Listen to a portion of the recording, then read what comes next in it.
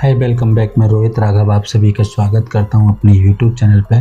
दोस्तों, आज मैं आपको सफल लोगों की सोच के बारे में बताना चाहूँगा। 99% लोग ये नहीं जानते कि सफल लोगों की सोच क्या है, कैसे सफल लोग सोचते हैं, कैसे वो सफल होते हैं। ये मैं आपको एक कहानी के माध्यम से समझाना चाहूँगा।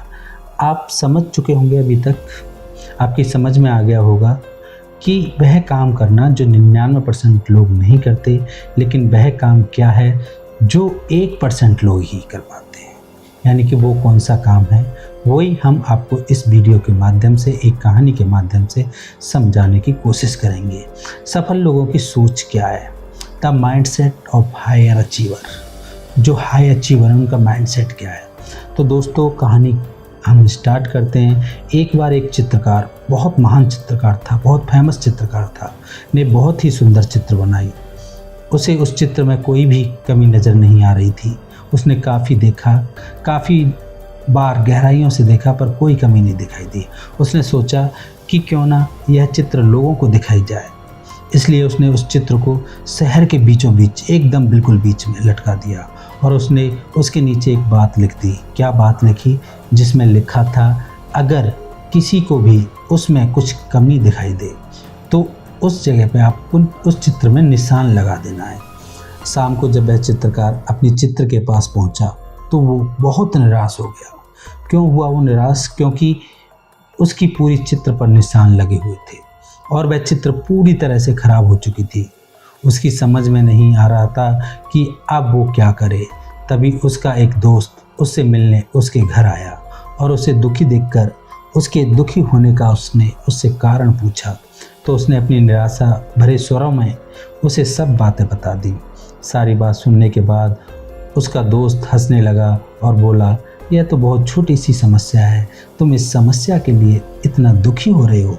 उसने उससे कहा, चित्रकार से कहा, तुम कल फिर से एक और चित्र बनाओ और अब क्या करना है आपको, उसे इस बार भी शहर के बीचों बीच लटका देना जहां वो चित्र आपने आज लटकाई थी, और उसके नीचे एक और बात लिख देना जो आपने कल लिखी थी। वो नहीं लिखना है। क्या लिखना है? उस चित्रकार ने अगले दिन ठीक वैसा ही किया, लेकिन शाम को जब उसने अपनी चित्र देखी तो वह हैरान रह गया, क्योंकि इस बार चित्र पे एक भी निशान नहीं था। वह बिल्कुल वैसा का वैसा था, सेम चित्र, बिल्कुल सेम चित्र। आज कोई निशान नहीं है, क्योंकि किसी ने उस चित्र में कुछ भी नहीं किया। ऐसा इसलिए क्योंकि उसके दोस्त ने उससे उस चित्र के नीचे इस बार यह बात लिखवाई कि जिस किसी को भी इस चित्र में कोई कमी दिखाई दे रही है तो वह उसे सही कर दे। इससे उस चित्रकार को उसकी समस्या का समाधान मिल गया। वह समझ गया था कि किसी दूसरे की कमियां निकालना तो बहुत आसान है, बहुत आसान है, लेकिन उस कमी को दूर करना बहुत मुश्किल है। दोस्तों, आज इस दुनिया में जो भी व्यक्ति सक्सेसफुल हुआ है वो तभी हुआ है जब उसने दूसरे लोगों की समस्या को सॉल्व किया है, उनका सॉल्यूशन दिया है। किसी भी बड़े स्टार्टअप को आप देख सकते हैं। आज इस कहानी की सीख हम आपको बताते हैं। दोस्तों, इस प्रेरक कहानी में मैं आपको यह समझाना चाहता हूं कि अगर आपको किसी दूसरे में या फिर खुद में कमी दिखाई दे तो उसे दूर करने का प्रयास करें। अगर आपने ऐसा किया तो आपकी गिनती किस में होगी? 99% लोगों में नहीं, 1% लोगों में होगी जो सफल हैं और लगातार अपने आप को बेहतर बनाने का प्रयास करते रहेंगे तो आप एक दिन सफल बन जाएंगे। यही वह काम है जो 99% लोग जानबूझकर नहीं करते। मानता हूँ यह करना असल जीवन में कठिन है, जो निरंतर प्रयास की और धैर्य की ज़रूरत है।